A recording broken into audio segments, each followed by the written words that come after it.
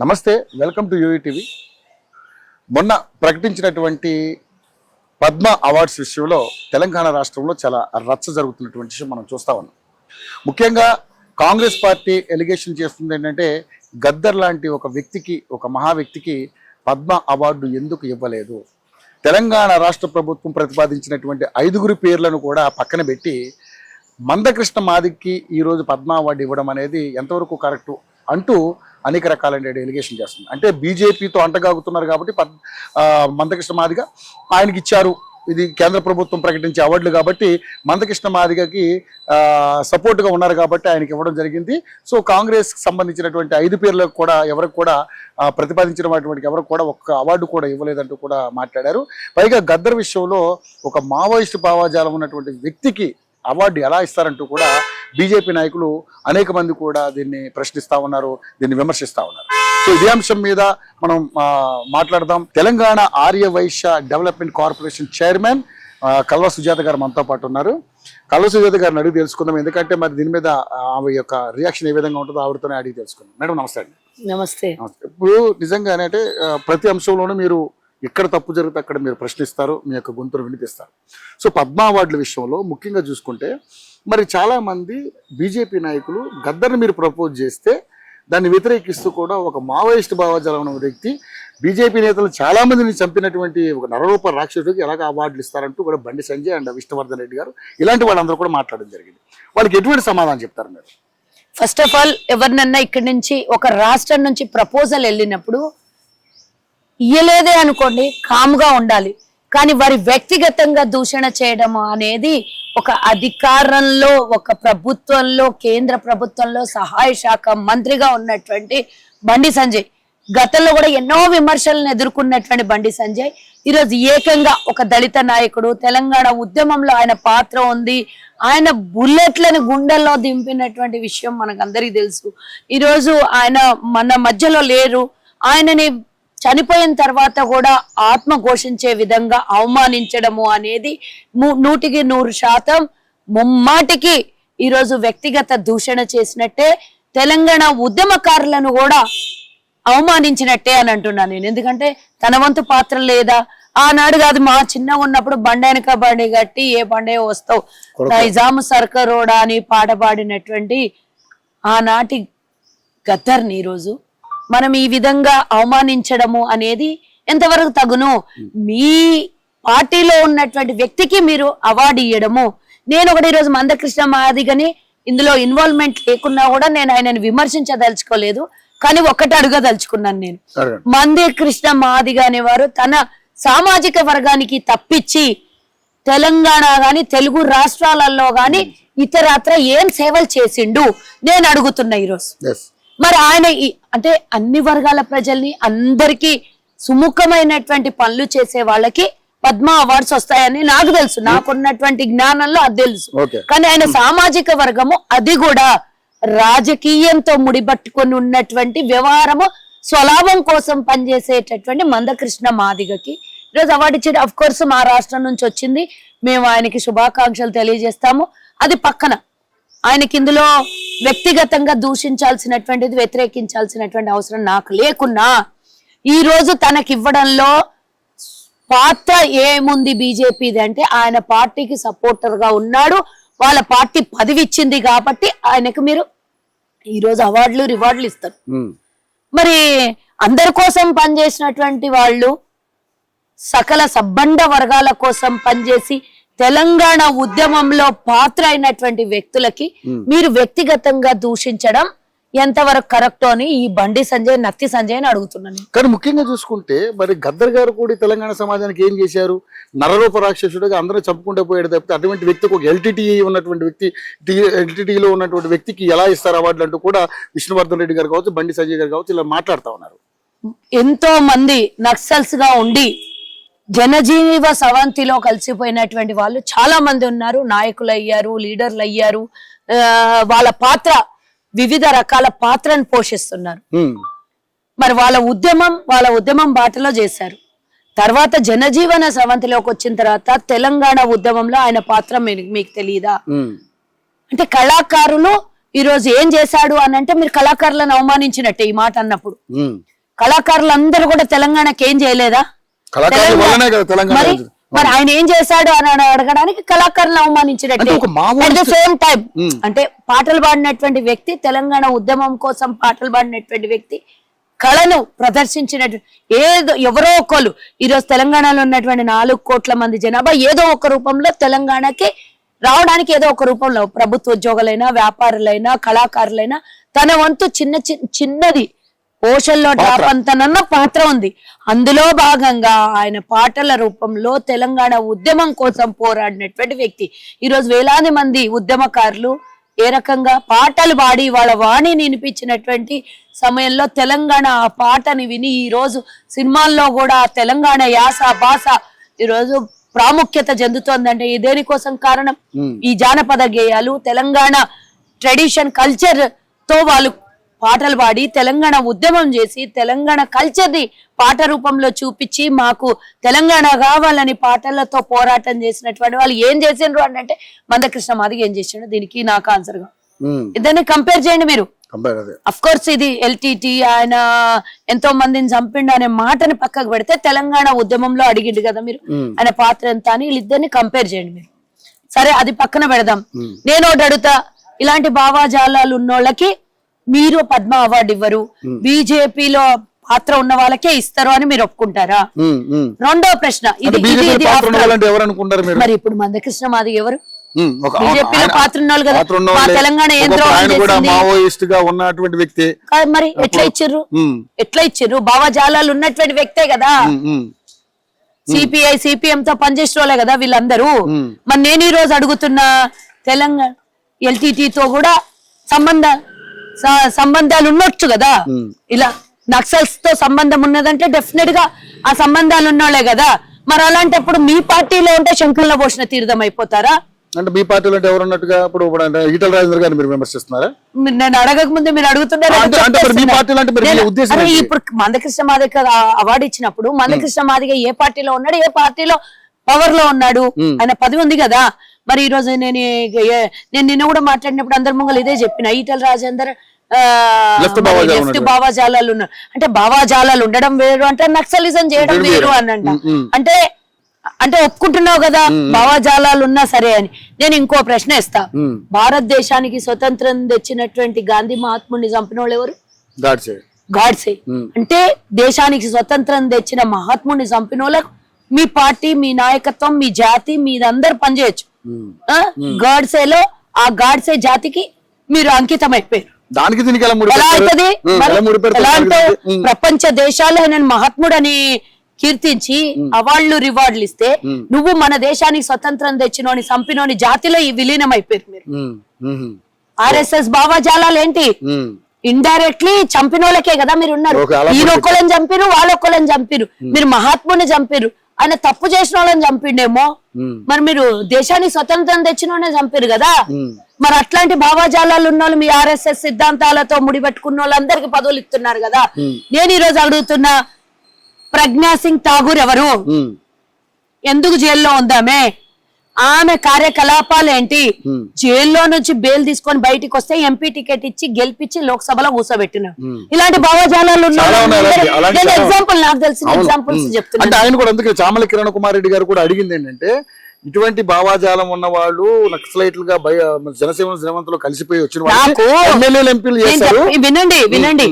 ప్రజ్ఞా సింగ్ ఠాగూర్ ఒక యాక్టివా, బాంబే పేలుడ్ లో ఆమె పేరు మీద ఉన్నటువంటి యాక్టివా అక్కడ హోటల్ దగ్గర సీజ్ చేసింది. వాళ్ళు కవర్ చేసుకున్నారు, దొరకనీయలేదు ఆధారాలు, కానీ తర్వాత బయటపడింది ఏంది, ప్రజ్ఞా సింగ్ దగ్గర ఉన్నటువంటి వెహికల్ అది అక్కడ ఉంది. బాంబే తాజ్ హోటల్ పేలుడికి ఆమెకు సంబంధం ఉన్నది. అంటే వీళ్ళందరూ ఎవరు? మావోయిస్టుల కన్నా డేంజర్ కాదా? వీళ్ళు ఎంత డేంజర్ కదా. ఈ రోజు మరి మీరు ఒకళ్ళ గురించి మాట్లాడితే నేను ఇప్పటి వరకు కూడా ఏ మాట మాట్లాడినా ప్రజ్ఞా సింగ్ ఠాగూర్ గురించి అడిగిన సందర్భాలు చాలా సార్లు ఉన్నాయి. గాంధీ మహాత్ముడు ఫోటో పెట్టి దానికి రక్తం బాటిల్స్ పెట్టి గన్ను పెట్టి షూట్ చేసి ఆవిడ తొక్కుతుంది గాంధీ మహాత్ముడి ఫోటోని. ఇలాంటి భావజాలాలు ఉన్నోళ్ళు ఒక మహాత్ముడి ఫోటోని తొక్కి గన్ను పెట్టి షూట్ చేసి రక్తం గారుతున్నది ఇలా చంపేయాలని, గాంధీ మహాత్ముడు భావజాలాలు ఉన్నోళ్ళని చంపేయాలన్నోళ్ళకేమో ఎంపీ టికెట్లు ఇస్తారు. రాష్ట్రం రావడానికి పాత్ర పోషించి చనిపోయినటువంటి వ్యక్తికి మీరు విమర్శిస్తారు. మీరు ఇవ్వకున్నా పర్లేదు, విమర్శించడం ఎందుకు? మా తెలంగాణ ఏం పాపం చేసింది? మా తెలంగాణకి ఎందుకు ఇవ్వడానికి అర్హులు లేదు? ఓకే, కరెక్టే కాదు కానీ గద్దర్ మీ పార్టీలో ఉండేవాడు కాబట్టి అప్పుడు సపోర్ట్ చేశాడు. పార్టీలో కాదు, ఎన్నో పార్టీలకు సపోర్ట్ చేశాడు కానీ లాస్ట్ లో ఆయన చనిపోయే ముందు కూడా రాహుల్ గాంధీతో ఆయనకున్నటువంటి సంబంధాలు ఇప్పుడు గద్దర్ని కాంగ్రెస్ పార్టీ ఎప్పుడైనా మా పార్టీలో మా తెలంగాణవాది, మా తెలంగాణ కోసం పోరాటం చేసిన వాళ్ళు ఎవరైనా సరే మాకందరు ఆత్మీయులు.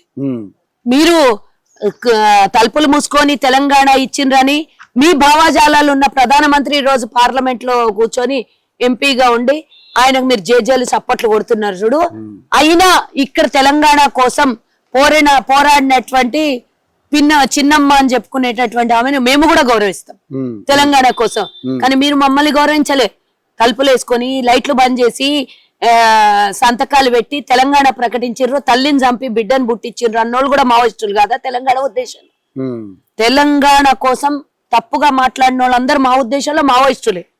మరి అలాంటి వాళ్ళకు తెలంగాణలో ఈ రోజు మీరు వచ్చి జెండాలు ఎక్కించుకొని పాటలు పాడుతుంటే మేము కూడా యాక్సెప్ట్ చేయాలా? ఇప్పుడు బండి సంజయ్ గారు కూడా చాలా ఈ విషయం మీద మీరెంతకైతే ఆయన మీద ఎలిగేషన్ చేస్తున్నారు, ఆయన బరాబర్ ఇవ్వాల్సిన అవసరం లేదు, ఇవ్వమని చెప్తా ఉన్నారు అవార్డు గద్దర్కి. నేనేమంటున్నా, ఒక దళితుడిని అవమానించినందుకు తగిన శాస్తి చెప్పాలి. ఆయన అభిమానులు, తెలంగాణ ఉద్యమంలో పోరాడినోళ్ళు, తెలంగాణ భావజాలాలు ఉన్నోళ్ళు, మరి జానపద గేయాలతోని అలరించి ఆనాడు వారి పాత్ర ఎంతో పోషించిన వాళ్ళు చాలా మంది ఉన్నారు.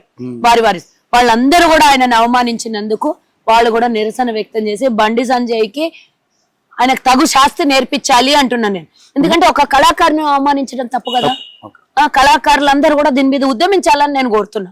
ముఖ్యంగా చూసుకుంటే మీరు పద్మ అవార్డులు, ఇప్పుడు ఏదైతే నంది అవార్డుల విషయంలో గద్దర్ అవార్డ్స్ ఇవ్వాలని చెప్పేసి రేవంత్ రెడ్డి గారు ప్రతిపాదించడం జరిగింది. సో గద్దర్ అవార్డులు మేము తీసుకోబోము, వ్యతిరేకించిన వాళ్ళు ఎవరు? చట్టబద్ధంగా నేరస్తులు. తీసుకోకపోతే మీ ఇష్టం, మీరు బీజేపీలకు ఇచ్చుకుంటారు, మేము బీజేపీలకి కాదు అందరికి ఇచ్చుకుంటాం. మీరు బీజేపీలకే అవార్డులు ఇస్తారు, మేము అందరికి అవార్డులు ఇస్తాం. పని చేసిన వాళ్ళకు, సర్వీస్ ఉన్న వాళ్ళకు, ఆ అవార్డుకి ఎవరైతే అర్హులు ఉంటారో వాళ్ళకి ఇస్తాం మేము. మీరు తీసుకోను అంటే ఒరిగిపోయేది ఏం లేదు, తీసుకుంటా అంటే మురిసిపోయేది ఏం లేదు. మీరు తీసుకుంటే ఎవరికి కావాలి, తీసుకోకపోతే ఎవరికి కావాలి? వ్యక్తిగత దూషణలు చేస్తే ఊరుకునేది లేదు. కానీ పద్మ ఇప్పుడు నంది అవార్డ్స్ ప్లేస్ లో గద్దర్ అవార్డ్స్ ఇవ్వడం వెనక మీ యొక్క వ్యూహం ఏంటి అసలు? దాని వ్యూహం ఏముంటది? ఆయనను గౌరవించారు. జానపద గేయాలు కూడా, పాటలు అవన్నీ కూడా సాంస్కృతిక కళల కిందకి వెళ్తాయి కదండి, అన్ని వస్తాయి. సాంస్కృతిక కళలు సినిమా కింద కూడా చాలా మంది వాడుకున్న సందర్భాలని. మరి ఏముంది, ఒక రాష్ట్ర పోరాటాల్లో ఆయన వంతు భాగం ఉంది. ప్రభుత్వం వచ్చే ముందు ఆయన చనిపోయారు కాబట్టి డెఫినెట్ గా ప్రభుత్వం ఆయన్ని గౌరవించుకుంది. ఎందుకంటే అధికార లాంఛనాలతో కూడా తీసుకెళ్ళడం జరిగింది కాబట్టి. రైట్. సో గౌరవించుకున్నాం. మాత్రం మీ స్టాండ్ అదే. మా స్టాండ్ ఎందుకు తగ్గుద్ది? ఓసారి ప్రభుత్వం అధికారికంగా ప్రకటించినప్పుడు ఆ అధికారికంగా అదే విధంగా కొనసాగితే తప్పించి దాన్ని మార్చాలి. డెఫినెట్ గా నేను అదే చెప్తున్నా. ఈ రోజు గద్దర్ని అన్నారు, ఈ రోజు ఆయన మన మధ్యలో లేరు. చనిపోయినటువంటి ఆత్మ ఘోషించే విధంగా మాట్లాడినటువంటి బండి సంజయ్ కి ఈ రోజు గద్దర్ వంతైంది, రేపు ఇంకెవరు వంతన్న అవుతుంది. ఈ రోజు విమలక్క లాంటి వాళ్ళు నోరు తెరవాలి అని చెప్తున్నాను నేను, మాట్లాడాలి అంటున్నా. అందరూ మాట్లాడాలి. 31వ తారీఖు ఆయన జయంతి వేడుకలు కూడా రవీంద్రబాద్ లో జరగబోతున్నాయి. సో అందరూ అటెండ్ అవుతారు. మేము కూడా అందరం, మాకేముంది, ఎప్పుడైనా అటెండ్ అవుతాం మేము కార్యక్రమాలకి. ముఖ్యంగా చూసుకుంటే తెలంగాణ రాష్ట్రంలో మీరు పథకాలు మొన్న 26వ తారీఖున చాలా అట్టహాసంగా ఓపెన్ చేశారు. సో అవి ఇంప్లిమెంటేషన్ కూడా చేయడానికి సిద్ధంగా ఉంది గవర్నమెంట్. ఆల్రెడీ ఇంప్లిమెంటేషన్ అయిపోయింది, ఆ రోజే లాంఛనప్రాయంగా ప్రారంభమైంది. రైట్. కానీ ఇప్పటికీ కూడా కొంతమంది, అంటే ఎవరైతే బీఆర్ఎస్ గానీ బీజేపీ వ్యక్తులు ఎవరైతే ఉన్నారో, ఇది ఆ నాయకులు ఎవరైతే ఉన్నారో, ఆ పార్టీలు ఏవైతే ఉన్నాయో, ఇవి సాధ్యం కాదని ఇప్పటికీ కూడా వాళ్ళు చాలా గొంతెత్తి చెప్తా ఉన్నారు, సాధ్యం కావు అని. దీనివల్ల అంటే సాధ్యం కాదంటే ఏ రకంగా కాదు అంటే ఇవ్వలేరు, మీరు 6 గ్యారెంటీలు ఇవ్వలేరు. మీరు అలాగే అనుకుంటూ పోండి, మేము ఇలాగే చేసుకుంటూ పోతాం. నేను ఇంకోటి చెప్తున్నా, ఎవరైతే ఏడ్చే వాళ్ళు ఉంటారో, మీ ఏడిపే మాకు శ్రీరామ రక్ష, మీ ఏడిపే మా ఎదుగుదల అంతేగా. మరి మీరు ఏడుస్తూ ఉంటేనే మేము చేసేది బాగుంటది. మేమేం చెప్తున్నామంటే, చెప్పినవన్నీ ఎవడు కూడా బస్సు అసాధ్యం అన్నారు, మహిళలకు ఇచ్చే బస్సు, ఉచిత బస్సు. మరి ఈ రోజు అదే బస్సు కోసం ఒక ధర్నాలు చేస్తా ఉన్నారు, ఎందుకంటే అది క్యాన్సిల్ చేయండి అని చెప్పి. ఎందుకంటే ఆర్టీసీ ఉద్యోగులంతా కూడా మీకు ఆ విషయం తెలుసా మీకు? ఎందుకు ఆర్టీసీ చేస్తారు వాళ్ళు? ఉద్యోగులంతా కూడా ఎందుకు? మాకు ఇవ్వాల్సినటువంటి సౌకర్యాలు ఏవీ లేవు అందులో.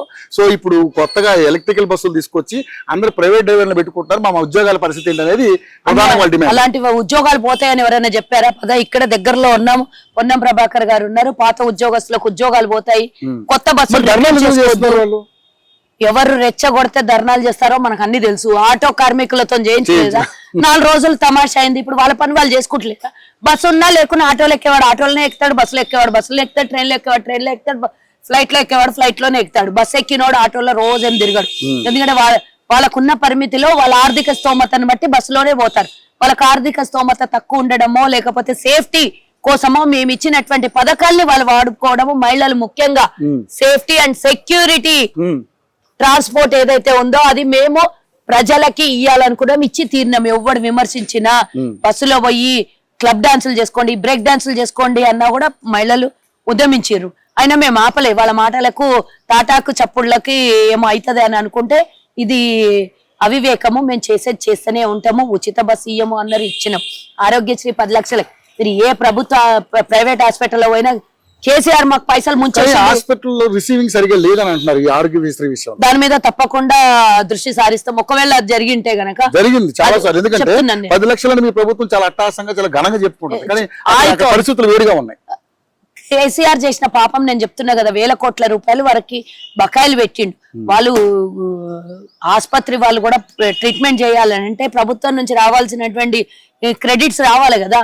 అందుకనే కొంచెం భయంలో ఉండినా లేకపోతే ఏమన్నా జరిగినా మా దృష్టికి వచ్చినా డెఫినెట్ గా ఏ ఆసుపత్రి వాళ్ళు అలా ట్రీట్ చేస్తున్నారో తప్పకుండా మా ప్రభుత్వం ద్వారా చర్యలు ఉంటాయి. ఎందుకంటే మేము ఇచ్చిన 10 లక్షలకు వాళ్ళు ట్రీట్మెంట్ చేయాల్సిందే. మేము ఇచ్చినటువంటి దాంట్లో ఉన్నటువంటి టర్మ్స్ కండిషన్స్ ఏమున్నాయో ఆ టర్మ్స్ కండిషన్స్ ని ఆసుపత్రి యాజమాన్యం పాటించాలి. వాళ్ళకు ఇచ్చినటువంటి వెసులుబాటు ఏముందో అది వాళ్ళు పేషెంట్లు ఎవరైతే ఉన్నారో అంతకు మించి అయితే ఇయ్యలేము. ఏమున్నాయో అందులో ఆ ట్రీట్మెంట్లకు మాత్రం తప్పకుండా జరుగుతుంది. దాంట్లో ఏమన్నా తప్పు జరిగితే గనక ఆసుపత్రి యాజమాన్యం మేము దాని మీద తప్పకుండా యాక్షన్ తీసుకుంటాం. రెండోది గ్యాస్ ఇయ్యర్ అన్నారు, 500కే గ్యాస్ ఇస్తున్నాం. కరెంట్ ఇయ్యరు అన్నారు, 200కే గ్యాస్ ఉచిత కరెంట్ ఇస్తున్నాం, 200 యూనిట్లు. మీరు రైతు రుణమాఫీ చెయ్యరు, మీకు దమ్ములే శాతగాలేదన్న. నెలకు 6,500 నుంచి 7,000 కోట్ల రూపాయలు. నేను చెప్తా, వినాలి అన్ని చెప్తా, నువ్వు అడగకపోయినా అన్ని చెప్తా. మా ప్రభుత్వం మీద ఎలిగేషన్లు, మేము చేసిన వాటిల మీద అబద్ధాల ప్రచారాలు చేస్తే ఊరుకునేది లేదు. అన్ని క్లియర్ గా చెప్తా. 6,500 నుంచి 7,000 కోట్లు ప్రతి నెల వడ్డీలు కడుతున్నాం. ఇప్పటికీ 70,000 కోట్లకు పైగా కట్టాం. వాళ్ళు చేసాం. మరి మీకు తెలియదు? 50,000 కోట్లు తెచ్చి 70,000 కోట్లు అంటే రోజు ఒకటి చెప్తారు వాళ్ళు, రోజు ఒకటి చెప్తారు. ఒకటి వచ్చి 1,00,000 కోట్లు. వినండి, గతంలో వాళ్ళ ప్రభుత్వానికి కాంగ్రెస్ ప్రభుత్వం దిగిపోయేటప్పుడు 1,00,000 కోట్లు బాకీలు లేవు. వాళ్ళు అయినా 7.5 లక్షల కోట్లు అప్పు చేశారు. మాకు ఆ బాకీలతో పాటు అభివృద్ధి ఉంది, సంక్షేమ పథకాలు ఉన్నాయి. వాళ్ళు ఏ సంక్షేమ పథకం చేయలేదు. 10 ఏళ్ళు అధికారం ఇస్తే ప్రతి ఒక్కటి అమ్మి పథకాలకు పెట్టిన. మేము అమ్మలే పథకాలకు 1,00,000 కోట్లు పథకాల పేరు మీద దోపిడీ చేస్తే వాళ్ళ 10,000 కోట్లు కూడా పథకాల రూపంలో పోయింది లేదు. రుణమాఫీ అన్నారు, ఔటర్ రింగ్ రోడ్డు అమ్ముకొని 7,000 కోట్లకు అమ్ముకొని 7,500 కోట్లకు అమ్ముకొని రుణమాఫీ చేశారు. మేము అమ్మినామా? మీరు చేసిన తప్పుడు పనులకు మేము సరిదిద్దుతున్నాం. 3,000 కోట్లు వాళ్ళు చేసిన దాంట్లో నుంచి అప్పులో నుంచి అసల్లో నుంచి కట్టేయడం కూడా జరిగింది. వడ్డీలు కాదు అసలు కూడా కట్టాం 3,000 కోట్ల రూపాయలు. మరి ఇన్ని చేస్తున్నాం. మేము ఇచ్చిన పథకాలు 23,000 కోట్లు ఇప్పటి వరకు రైతులకు రుణమాఫీ చేసినాం. 500 రూపాయలు బోనస్ ఇచ్చినాం. 6,000 రూపాయలు నిన్ను 3 రోజుల నుంచి అకౌంట్ లో పడతా ఉన్నాయి. అందరు చూపిస్తున్నారు, వీళ్ళు దొంగ ప్రచారాలు చేస్తున్నారు. పడ్డోడు అందరు చూపిస్తున్నారు, మాకు ఇదిగో 6,000 వడ్డీ, ఎక్కడికి 6,000 వడ్డీ అని అందరు చూపిస్తున్నారు. వీళ్ళు దొంగ ప్రచారాలు చేసి ఇప్పటికే 600 కోట్లకు పైగా మొన్న ఒక్క రోజే పడినాయి. 7,500 అన్నారు కదా, మరి 6,000 ఇస్తున్నారు. మీరు చెప్పేది 7,000 ఇంప్లిమెంట్ చేస్తాం దాని మీద. మీకు తెలుసు కదా ఉన్నటువంటి సోర్సెస్, ఉన్నటువంటి పరిస్థితులు. 1వ తారీఖు జీతాలు ఇవ్వలేడు దరిద్రుడు 10 ఏళ్లలో. ఎప్పుడు కూడా 18వ తారీఖు వస్తే కూడా జీతాలు పడని వాళ్ళు ఉన్నారు. ప్రభుత్వ ఉద్యోగస్తుడు ఎవరి దగ్గర వడ్డీలకు బకాయిలు తెచ్చుకున్న వాళ్ళు లేరు. 1వ తారీఖు జీతాలు వచ్చేది బదులు అప్లోడ్ వచ్చేది వాళ్ళ ఇంటికి 10 ఏళ్లలో. వాళ్ళు 1వ తారీఖున కట్టాల్సినటువంటి ఈఎంఐలకు మళ్ళీ ఒకళ్ళ దగ్గర వడ్డీలకు తెచ్చుకొని కట్టారు. మేము ఆ పరిస్థితి, నువ్వు ఇంత దరిద్రం పరిస్థితి తెచ్చినా మేము 1వ తారీఖు జీతాలు. కానీ మేడం ఇక్కడ నేను నిజంగా మిమ్మల్ని ఒకటి అడగాలనుకుంటున్నా మేడం, మిమ్మల్ని కాదు మీ నాయకులందరినీ. చెప్పుకోవడం ఎందుకు ఫెయిల్ అవుతున్నారు మీరు? ప్రచారం చేసుకోవడం ఎందుకు ఫెయిల్ అవుతున్నారు? మీరు చేసే పనులు చేస్తున్నారు అని అంటున్నారు. బాగుంది. ఇప్పటిది కాదయ్యా, స్వతంత్రం నుంచి స్వతంత్రం తెచ్చిన మేమే అని మేము స్వతంత్రం తెచ్చిన వాళ్ళమన్న కన్నా ఎక్కువగా గాంధీని చంపి ఊరట పొందుతున్నటువంటి విధంగా ప్రచారం చేస్తున్నారు. మరి ఎందుకు మరి ఇప్పుడు రేవంత్ రెడ్డి గారు సీక్రెట్ మాకున్న లోపం అమ్మ పిల్లలకి అన్నం పెట్టి నేను పెట్టినా నాకు పిల్లలకు కడుపు నింపినా అని ఏ విధంగా అయితే చెప్పుకోదో మా కాంగ్రెస్ పరిస్థితి అంతే. నా బిడ్డలకి ఇప్పుడు వచ్చింది కదా, ఇప్పుడు వాళ్ళకి ఇగో ఏదో కొన్ని యూట్యూబ్ ఛానళ్లు పెట్టుకొని సొంతంగా 100 ఛానళ్లు పెట్టి అందులో ప్రచారం చేసుకుని అమ్ముడు పోయే ప్రభుత్వం మాది కాదు, అమ్ముడు పోయే పార్టీ కాదు, అంత డబ్బు కూడా మా దగ్గర లేదు. 10 ఏళ్లు పరిపాలిస్తూనే లక్షల కోట్ల రూపాయలు ఉన్నాయి. ప్రతి నియోజకవర్గంలో సొంత భవనాలు ఉన్నాయి. కాంగ్రెస్ అద్దె భవనం ఎంతనో చేసినా చెప్పుకోకపోవడం కూడా అంతే. కానీ ఇక్కడ చెప్పుకోకపోవడంలో నేను చెప్తున్నాను, ఎమ్మెల్యేలు మంత్రులు కూడా వైఫల్యం చెందారనేది ఇప్పుడు ప్రధానంగా వినిపిస్తుంది. ఎందుకు చెప్పనా, రేవంత్ రెడ్డి గారు ఒక సీక్రెట్ ఆపరేషన్ ఏదో స్టార్ట్ చేశారు. 29 మంది ఎమ్మెల్యేల మీద, ఒక ముగ్గురు మీద మంత్రుల మీద కాస్త అసహనంగా అదంతా ప్రచారం నాకు తెలీదు. ఏం జరుగుతుంది అనేది మీరు చేసిన పథకాలను చెప్పాలి, డెఫినెట్ గా చెప్పాలి. ప్రభుత్వం వచ్చింది కదా అని కాముగా కూర్చోవడం కాదు, ప్రభుత్వం చేసిన అలా అని కూడా నెపం వేయొద్దు. ఎవరి పల్లెల్లో వాళ్ళు నిమగ్నం అయ్యి ఉన్నారు, ఎంజాయ్ చేస్తున్నారు అనేకంగా. కేసీఆర్ నేను ఒక కార్పొరేషన్ చైర్మన్ గా నేను ఒకటి చెప్తున్నా, ప్రతి కార్పొరేషన్ లో అప్పులపాలు చేసి కూర్చున్నాడు. ఏ కార్పొరేషన్ల నుంచి 1 రూపాయి సాయం చేద్దామన్నా కూడా అప్పులు అప్పులు అప్పులు అప్పులు. ఎవరి దగ్గర మొహం చూపించుకోలేని పరిస్థితి, ఎవరి దగ్గర ఏం చేయాలనో చేయలేని పరిస్థితి. కనీసం కార్పొరేషన్ లో ఉన్న ఎంప్లాయీస్ కి జీతాలు ఇవ్వలేని పరిస్థితి తెచ్చిపెట్టాడు. ఇది సరిదిద్దుకోవడం కోసమే మాకు సంవత్సరం దాటుతుంది.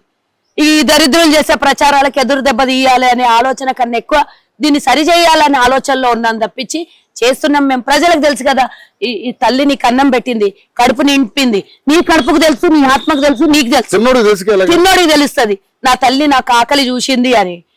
వేరేడెవడో ప్రచారం చేసుకుంటే ఆ దొంగకు సమాధానం చెప్పాల్సిన టైంలో చెప్తాం, చెప్పాల్సినంతనే చెప్తాం. కానీ ప్రజలకు చేరువలో ఉన్నామనేది మాకు తెలుసు. ఎవడో దొంగ రాజకీయం చేసి రాజకీయం కోసం, రాజకీయ పబ్బమే వాళ్ళ బతుకులే రాజకీయం తప్పించి ప్రజల అవసరం లేనోడు ప్రచారం చేసుకుంటాడు. మేము ప్రజల దగ్గర ఉన్నాం, ప్రజల గుండెల్లో ఉన్నాం, ప్రజల మనసులో ఉన్నాం. కానీ చెప్పుకోకపోవడం కూడా ఈ కాలంలో తప్పే దాని తప్పుని నేను సమర్థించాను. నేను ఎప్పటి నుంచో అంటే ఇప్పటి వరకు నేను రాజకీయాల్లో ఉన్నప్పటికీ చెప్తా, దాని వల్ల మీరు 10 ఏళ్ళు అధికారం కోల్పోయారు. తెలంగాణ ఇచ్చినామని చెప్పుకోలేక కూడా చెప్తున్నా, అధికారంలో ఉండి మేము ఇన్ని సేవలు చేస్తున్నాం. ఆల్మోస్ట్ లక్షల కోట్ల రూపాయలు ఇప్పటి వరకు వెచ్చించాం. మహిళలకు వాడు ఇయ్యనటువంటి గౌరవం మేము ఇచ్చాం. వడ్డీ లేని రుణాలు ఇస్తున్నాం. 1 కోటి మందిని కోటీశ్వర్లు చేయాలని కలగంటున్నాం మా ప్రభుత్వం. ఈరోజు రైతులకు అండగా చూడండి, ఇప్పటి వరకు తీసుకొచ్చిన హైయెస్ట్ పథకాలలో లబ్ధి పొందింది రైతులే కదా. 500 రూపాయలు ఇయ్యడము, 12,000 ఇయ్యడము, రుణమాఫీ చేయడము ఏకకాలంలో దేశంలో ఏ రాష్ట్రం కూడా చెయ్యనంత మేము చేసినాం. వాళ్ళేమో ప్రచారాల ఆర్భాటాలు చూసుకున్నారు, మేము ప్రచారాల ఆర్భాటాలు చూసుకోలేదు. ఒక్కరోజు రేవంత్ రెడ్డి గారి ప్రమాణ స్వీకారము, ఇంకోటి ఏదో ప్రోగ్రామ్, ఇదే 6 గ్యారెంటీలు ఇంప్లిమెంట్ చేసే రోజు అన్ని మీడియాలు కానీ పేపర్ వాళ్ళు కానీ అన్ని రాస్తే దానికి ఇంత పొడుగు రాశాడు. కేసీఆర్ కూసుంటే లేస్తే మీడియా పబ్లిసిటీ చేసుకున్నాడు. 1,000 కోట్ల రూపాయలు ఖర్చు పెట్టి. కానీ మేము అలాంటి దుర్వినియోగమైన పనులు చెయ్యము. కానీ నాయకులు, లీడర్లు మాత్రం డెఫినెట్ గా ప్రభుత్వం చేసిన మంచి పనులను చెప్తూ ప్రతిపక్షం చేస్తున్నటువంటి అలజడిని వ్యతిరేకించి వారు చేస్తున్నటువంటి తప్పుడు విధానాలని ప్రజల వద్దకు తీసుకెళ్లాల్సినటువంటి బాధ్యత మా మీదనే ఉంది. డెఫినెట్ గా దాని మీద మేము అందరం, మా నాయకులందరం కూడా దృష్టి సారించాలని నేను కూడా కోరుతున్నా. సో ఫైనల్ గా మీ పథకాలన్నీ అమలయ్యేతేనే గానీ మీరు లోకల్ బాడీ ఎలక్షన్స్ కి వెళ్ళరు అనేది చెప్పింది. అవును, నేను ఒకటి చెప్తున్నా, వెళ్ళరు అని అంటే దాన్ని పాలించే వాళ్ళం మేమే, దాన్ని అధికారంలోకి తీసుకొచ్చింది మేమే, దాన్ని అధికారంలో ఉంచితే ఏ అభివృద్ధి చేయాలనో మేమే. నువ్వు చెప్తే ఎన్నికలు పెట్టుడు, నువ్వు చెప్పకపోతే కామ్గా కూర్చున్నాడు అనేది ఏ ఉండదు. డెఫినెట్ గా 1-2 months మీరు ఇచ్చిన పథకాలు ఎయ్యి మీరు ఎలా ఏ ముఖం పెట్టి ఓట్లు వేయమని అడుగుతానికి వచ్చారు అని అడుగుతారు కదా. అన్ని తెలుసు, ప్రజలకు అన్ని తెలుసు. వాడు చేసిన దోపిడీ ఎంతనో తెలుసు. కాంగ్రెస్ వచ్చినాక ఎంత లబ్ధి పొందిండ్రో అందరికి తెలుసు. కేవలం 2,500 పెన్షన్ తప్పించి మిగతా ఉద్యోగాలు వేసిండు. వాడు 10 ఏళ్లలో 30,000 పెంచే పెన్షన్ ఇవైతే రెగ్యులర్ అయ్యే అవుతున్నది కదా. మరి మేము ఏదన్నా బ్రేక్ చేస్తే గనక దాని విషయంలో మేము భయపడాలి. ఆల్రెడీ కంటిన్యూ ప్రాసెస్ ఉండింది. మేము ఇచ్చిన హామీని 1-2 తప్ప మిగతా అన్ని నెరవేర్చడం కదా. మీరు కౌంట్ చేసుకోండి. ఉద్యోగాలు 56,000 ఉద్యోగాలు వేసినాం. ఇప్పుడు దావోస్ నుంచి 1,79,000 1,80,000 కోట్లకు దగ్గరలో 950 కోట్లు. సో అక్కడి నుంచి మన ఇన్వెస్ట్మెంట్ వాళ్ళు చేసిన పని అందరికి అనుకుంటారు వాళ్ళు అవి వచ్చినప్పుడు చూద్దాం అన్నట్టుగా మాట్లాడుతా ఉన్నారు. చూసిండు కదా తెలంగాణలో మీరు వచ్చేదా సచ్చేదా అన్నారు, వచ్చింది కదా, అవి కూడా చూద్దురు. డైరెక్ట్ ఆర్ ఇండైరెక్ట్ రెవెన్యూ పెరుగుతుంది, తర్వాత 50,000 మందికి ఉద్యోగాలు వస్తాయి. ఇప్పుడు ఆల్రెడీ 56,000 మందికి ఉద్యోగాలు ఇచ్చినాం, ఇంకా నోటిఫికేషన్లు ఇచ్చినాం, ఇంకా కొత్త ఉద్యోగాలు ఇంకో 50,000 ఉద్యోగాల్ని పూర్తి చేస్తాం. మేము ఇచ్చిన హామీని ఒక్కొక్కటి నెరవేరుస్తున్నాం కదా. మీలాగా 10 ఏళ్ళైనా దాటేయలేదు కదా. దళిత ముఖ్యమంత్రి, దళిత 3 ఎకరాల భూమి, ఇంటికో ఉద్యోగము, ఇలా మస్తు చెప్పుకుంటూ పోయిన ఒక్కటన్నా నెరవేర్చిండ్రా? డబుల్ బెడ్రూమ్ కాంగ్రెస్ ఇచ్చిన పుల్లడి అగ్గి పెట్టేంత ఇల్లు ఏడ సరిపోతుంది, అల్లుడు వస్తే ఏడ పండుకోవాలని ఒక్కళ్ళని కన్నా ఇల్లు ఇచ్చినావు నువ్వు. ఇప్పుడు మీరు ఎంతమందికి ఇస్తారో చూద్దాం. చూస్తుంటూ వెయిట్ అండ్ సీ. నువ్వు మళ్ళీ అడుగుతావు, నేను మళ్ళీ ఆన్సర్ చెప్తాను కదా. మొన్ననే ప్రారంభమైంది కదా పథకం, ప్రారంభమైంది కదా, చూస్తూ ఉండు. ఈ సంవత్సరం తర్వాత మళ్ళీ సంవత్సరానికి మళ్ళీ 3,500 ఇండ్లు నియోజకవర్గానికి ఇస్తాం. ప్రభుత్వము డబ్బు ఉంటే ప్రజలకు ఇచ్చిన హామీలు నెరవేర్చడం లోపల మాకేమన్నా లోపమా? మేమేం దోచుకొని తినే పార్టీ కాదు. ప్రజలకు ఇచ్చిన హామీలు వాళ్ళు కట్టిన ట్యాక్సుల్లో నుంచి వాళ్ళకి సేవ చేస్తున్నాం. రేవంత్ రెడ్డి కల్వ సుజాతనో రాహుల్ గాంధీ ఇంకెవరో ఇళ్లలో నుంచి మేము తెచ్చిపెట్టలేదు. ప్రజల డబ్బుని ప్రజలకు పెడుతున్నాము. సో అది సక్రమమైన దారిలో ఖర్చు పెట్టాలి. కాబట్టి దాన్ని బండి సంజయ్ గారు ఇంకొక మాట అన్నారు, మీరు అది కూడా దానికి సమాధానం చెప్పాలా. ఏదైతే మీరు ఇందిరమ్మ ఇళ్ళు దొంగంత అంతా అని చెప్పండి, కూడా కాదు. ఎట్లా పిఎం మోదీ ఫోటో పెట్టాలా? 75% మేమే ఇస్తున్నాము, సిగ్గుండాలి. లెక్క తెలుసుకోమని చదువురాని పేరు ఎందుకు పెడతారు అని అడుగుతున్నారు. 70% ఇస్తున్నారు కదా, 100% ఇవ్వండి. ఇప్పుడు 6 లక్షలు మేము ఇస్తాన్నాం కదా, 6 లక్షలు ఇవ్వండి. మోదీ పేరు పెడతారా, గాడ్సే పేరు పెడతారా చూద్దాం. ముందే రేషన్ కార్డులలో మోదీ ఫోటో వేయాలి. ఆమె ఒకసారి నిర్మలమ్మ వచ్చి ఫెయిల్ అయిపోయింది. మరి నేను అదే చెప్తున్నా కదా, మోదీ ఫోటో గతంలో ఏ ప్రధాని ఫోటో అన్న రేషన్ షాప్లలో పెట్టిండ్రా?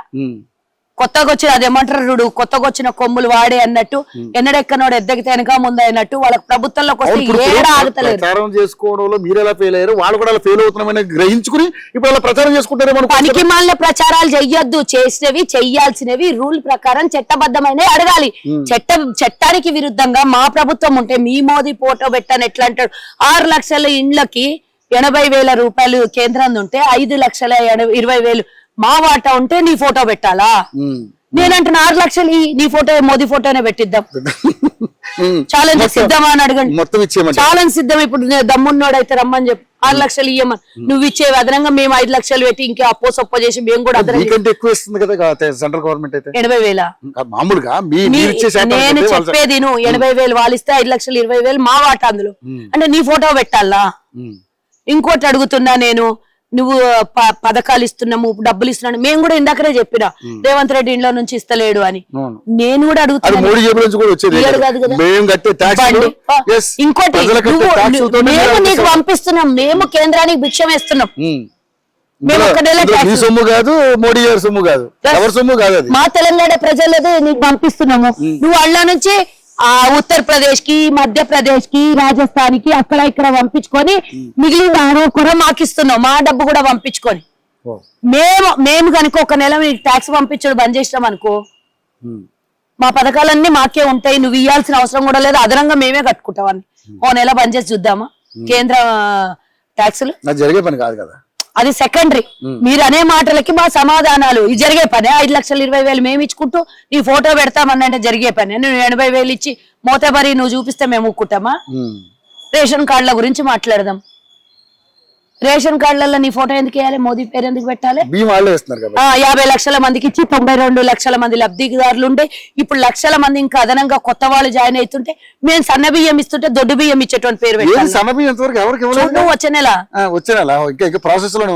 ప్రాసెస్ అన్ని అయిపోయాయి కదా, కొత్త రేషన్ కార్డులు అవి అన్ని కల్పిస్తారు కదా. ఎన్ని ఇచ్చారు కొత్త రేషన్ కార్డులు? ఇప్పుడు మళ్ళీ లక్షలలో ఉన్నాయి అవి.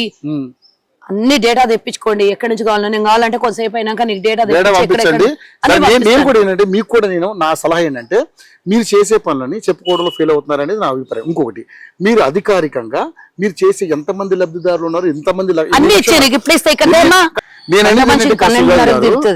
నేనేం చెప్తానంటే,